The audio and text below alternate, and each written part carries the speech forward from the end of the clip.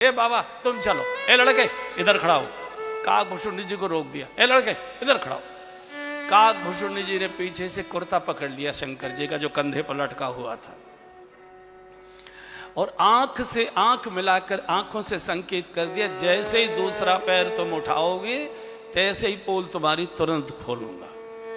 अब तो बड़ी मुश्किल। शंकर जी कभी काकभूषुंड को देखे, कभी उस पुलिस के सिपाही को देखे। तो शंकर जी कहा, भैया ये बच्चा तो साथ जाना मेरे जरूरी है। बोले क्यों, इसका क्या काम है, हाँ बैठाओ इसको। बोले नहीं ये बहुत जरूरी है। क्या बताएं आपको, यहाँ आने से पहले हम लोग वृंदावन चले गए, बिहारी जी का दर्शन करने का लोभ आ गया। मालूम नहीं था बूढ़ा आदमी मेरा बंदर चश्मा ले गया, बिना चश्मे को कुछ दिखाई मुझे देता नहीं है।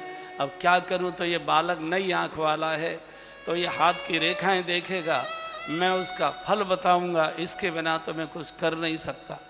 अब अधिकारी भी है, जो पुलिस के अधिकारी है भी मौन हो गए। जब अंधे को बुलाओगे तो दो खिलाने ही पड़ेंगे, इसमें तो कोई बात नहीं। अंदर पहुंच गए, सुंदर आसन बिछाया है, भगवान के रुदन की गूंज पूरे राजभवन में गूंज रही है।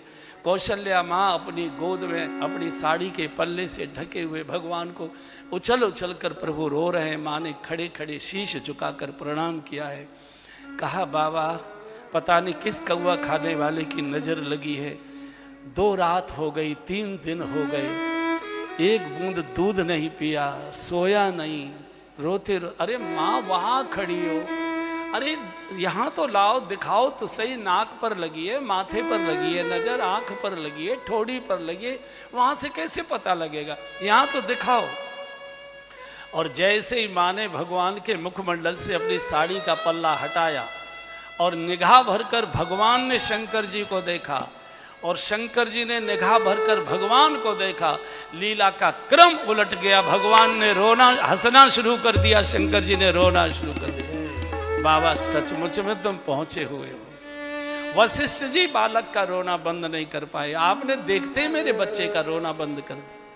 शंकर जी ने कहा माँ अभी तो मैंने तेरे लाला को दूर से देखा है, एक बार अपने लाला को मेरी गोद में दे दे, जिंदगी भर का रोना बंद कर दे, कभी रोएगा नहीं। कौशल्या जी तो बहुत सीधी सरल, सरल सुशील राम, थोड़ा माइक कम करो, सरल सुशील राम मेहतारी।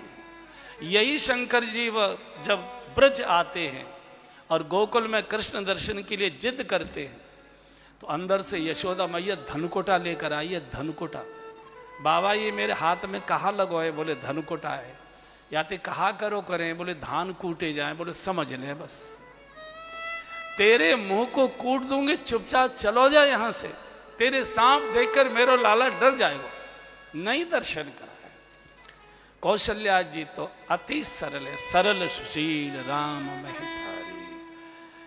और जैसे ही शंकर जी ने कहा एक बार मेरी गोद में दे दे, तुरंत माँ ने भगवान को लिया और शंकर जी की गोद में लिटा दिया। बोले त्वदीयम वस्तु गोविंद तुभ्यमेव समर्पये, तेरा तुझको अर्पित। अनेक प्रकार की अच्छी अच्छी बातें बताई हैं।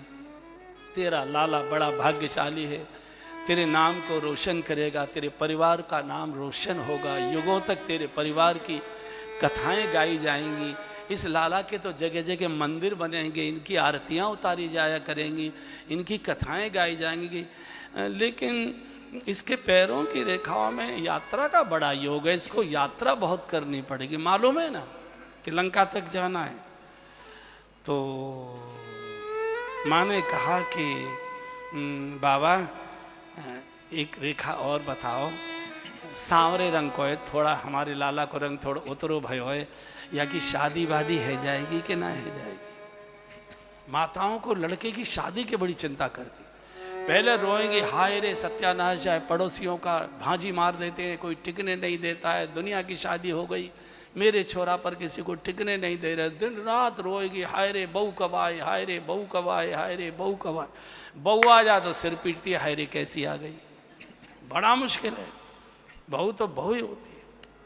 का भी छोटा है, रेखा बनी रही है, आगे जब आएंगे हम तो आते रहते हैं, भ्रमण करते रहते हैं, जब हाथ की रेखाएं थोड़ी खुल जाएंगे तब आके बताएंगे। माँ ने बहुत प्रकार का भेंट में सोना हीरे जवाहरात दिए हैं। शंकर जी ने कहा चला बांध लो, और बाहर सड़क के बाहर, भवन के बाहर जो भी साधु महात्मा सरयू के किनारे थे, सबको भेंट बांट कर कुछ दिन रहे, फिर कैलाश लौट आए। ऐसा सुंदर प्रसंग गोस्वामी जी ने। लेकिन पार्वती जी ने गांठ बांध ली कि तुम मुझे छोड़कर चले गए थे, इसका बदला। अच्छा, माताएं बात नहीं भूलती हैं, बुढ़ापे तक, मरते दम तक याद रखती हैं कि इसने मेरे लड़के की शादी में कैसा तूफान मचाया था, चाहे बूढ़ी हो जाए। तो ये पार्वती जी को हमेशा याद बनी रही कि ये मुझे छोड़कर दर्शन करने चले गए उस कौआ को लेकर। तो इसका बदला वो द्वापर में लेती है। जब भगवान कृष्ण का प्राकट्य हो गया ब्रज में और भगवान निधिवन में रास करने लगे, तो पार्वती जी रोज रात्रि को, इनको तो भांग खा के अच्छी नींद आती है, खिला पिला के भांग खिला के चली आती है। रास में सवेरे जाती है। कई दिन हो गए सवेरे, इनकी एक आधा बार जल्दी आंख खुल गई शंकर जी की, तो कहा मैडम नहीं है सवेरे, कोई बैटरी देने वाला नहीं है। नौकरी से पूछा गणों से कि मैडम कहाँ जाती है हमारी? बोले रात को चली जाती हैं, सुबह आती है, हमको मालूम नहीं कहाँ जाती। बोले तुम लोग रोक टोक क्यों नहीं करते? बोले घर वाली तुम्हारी, हमें नौकरी करनी है, हम काहे के लिए रोक टोक करेंगे। अच्छा, नौकर भी बड़े होशियार होते, वो मालकिन से बना के रखते हैं, चूँकि मालकिन ही निकालेगी, बाकी तो कोई निकाल नहीं सकता। तो मालकिन की बहुत खुशामद रखते। तो एक दिन शंकर जी बैठ गए